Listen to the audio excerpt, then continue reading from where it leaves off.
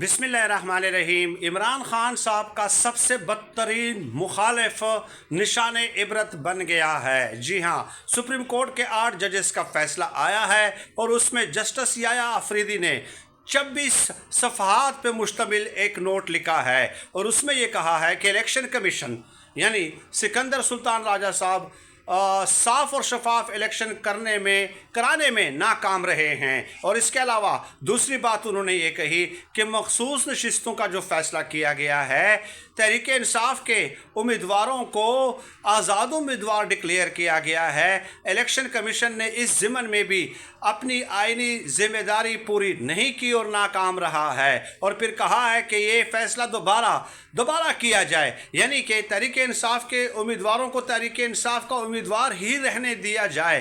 بہت بڑی ڈیولپمنٹ ہے یہ۔ سکندر سلطان راجہ عمران خان صاحب کا سب سے بدترین مخالف